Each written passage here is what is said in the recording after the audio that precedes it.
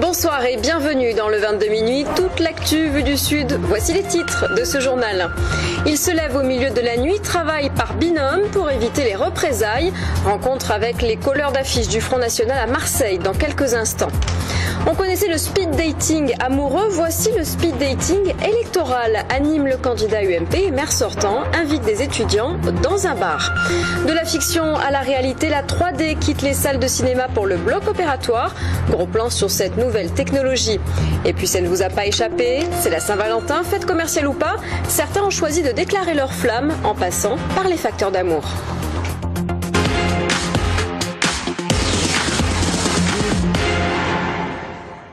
Et tout d'abord, pendant la campagne, il y en a qui se lèvent très tôt. Ce sont les colleurs d'affiches, des petites mains qui travaillent avant le lever du jour, avec parfois des têtes de liste. Un objectif, éviter que leur panneau d'affichage ne soit trop rapidement pris d'assaut par la concurrence.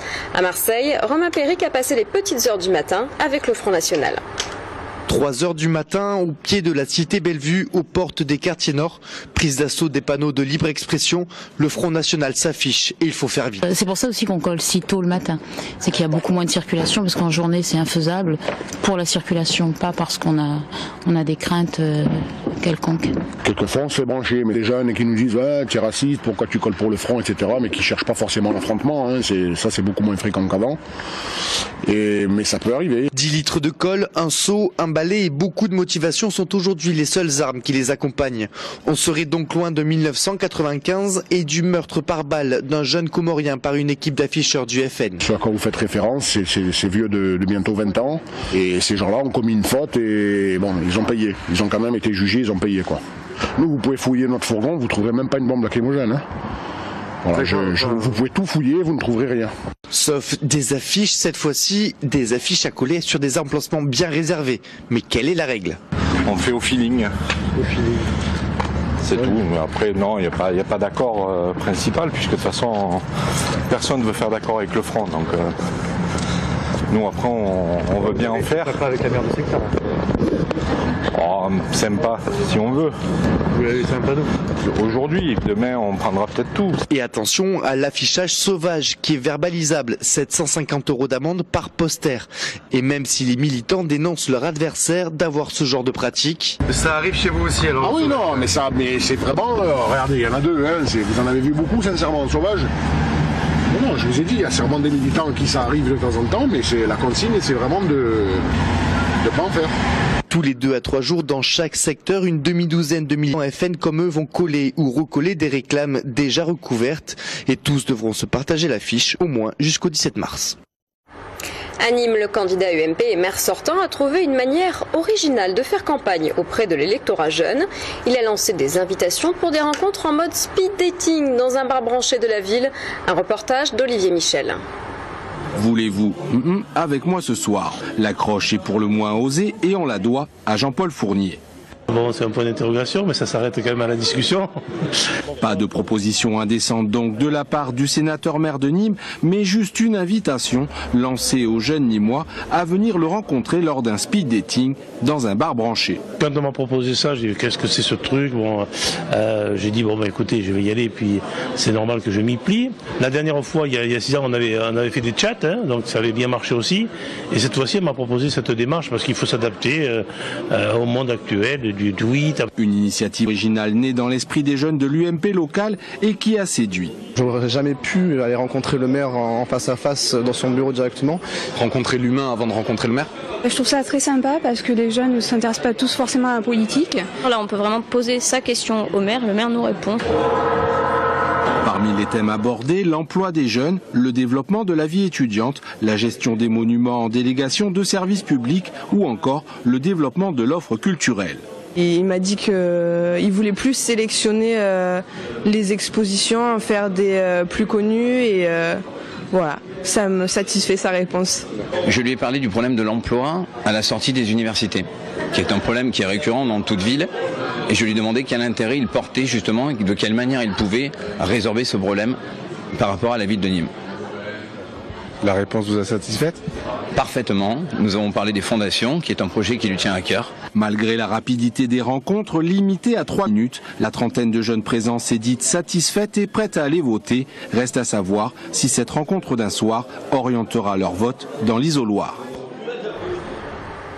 Comme au cinéma, la 3D s'invite dans les blocs opératoires, avec des chirurgiens chaussés de lunettes pour voir en 3 dimensions les répercussions de leurs actes. Dans la région, la clinique Bouchard à Marseille est le premier établissement à s'équiper de ce matériel de pointe, le 3e en France. Coup de projecteur sur cette nouvelle technologie avec Sidonie Canetto. Non, ce n'est pas une séance pour tester un nouveau jeu vidéo, mais bien une opération chirurgicale, une célioscopie précisément en 3D. Plus besoin d'ouvrir le corps du patient, seules quelques incisions sont nécessaires pour faire passer le bistouri et la caméra. Grâce à des lunettes 3D comme au cinéma, le chirurgien opère en regardant l'écran tout en maintenant ses outils.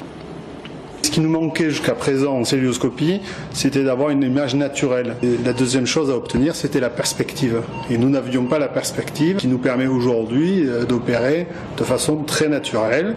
Donc les buts sont évidents, c'est la sécurité des patients, la diminution des complications et ensuite le raccourcissement des interventions chirurgicales qui est toujours un bienfait également pour les patients.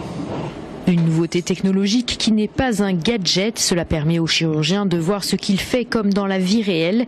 Cela lui évite la fatigue du cerveau et il gagne en précision. Un investissement de 200 000 € pour la clinique Bouchard. Les techniques font qu'on va de plus en plus vers la celluliochirurgie qui est beaucoup moins invasive que les techniques, j'allais dire, à ventre ouvert. Par contre, les interventions deviennent, même les interventions qui étaient historiquement difficiles se font maintenant en celluliochirurgie et donc d'où l'intérêt d'avoir une caméra 3D qui permette d'aller faire des interventions qui avant ne pouvaient pas se faire non plus en celluliochirurgie. Seules 3 machines de ce type sont en fonction en France, une à Paris, une à Bordeaux et une à Marseille. Grâce à cette acquisition, la clinique Bouchard peut désormais réaliser 2300 interventions par an. On passe à l'actualité, en bref et en images avec Franck Chassagnon. C'est le chiffre du jour, plus 0,3% sur l'ensemble de l'année 2013. La croissance est en hausse. François Hollande salue la confiance retrouvée des acteurs économiques. Une bonne nouvelle donc pour le gouvernement qui veut aller encore plus loin pour faire reculer le chômage. Il ne faut pas faire de l'autosatisfaction. Les réjouissances seraient indécentes. 0,3 c'est pas assez pour créer des emplois en masse et pour faire reculer le chômage. Mais ça prouve que notre économie, elle est résiliente, que c'est une économie leader, que c'est une économie moteur. 2 ans de prison avec sursis pour Éric Breteau et Émilie Lelouch. Les responsables de l'Arche de Zoé ont été condamnés en appel. Le couple avait tenté en 2007 d'exfiltrer du Tchad vers la France 103 enfants présentés comme des orphelins. La Cour d'appel de Paris a aussi relaxé le logisticien de l'association. 400 militaires français de plus en Afrique. La France a décidé aujourd'hui de renforcer son contingent. Une décision prise cet après-midi à l'issue d'un conseil restreint de défense autour de François Hollande. 2000 soldats français seront dorénavant présents en Centrafrique. Les pêcheurs bretons tirent la sonnette d'alarme. Les grandes marées et les tempêtes à répétition les condamnent à rester à quai depuis plusieurs semaines. Du coup, les trésoreries commencent à se vider. Conséquence, le prix du poisson est à la hausse. Le président de l'Union nationale de la poissonnerie française estime que 3500 entreprises sont en difficulté. Des entreprises qui s'attendent à perdre entre 35 et 40% de leur chiffre d'affaires si la météo ne s'améliore pas.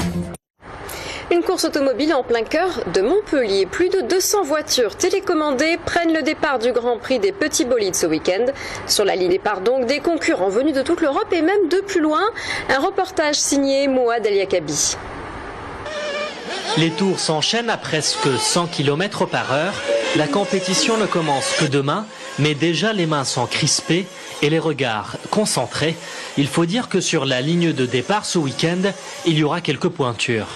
Il y a les meilleurs pilotes européens qui sont là, avec le champion du monde en titre, avec les meilleurs Anglais, les meilleurs Espagnols, donc c'est plus que 2 ou 3, c'est plutôt une dizaine.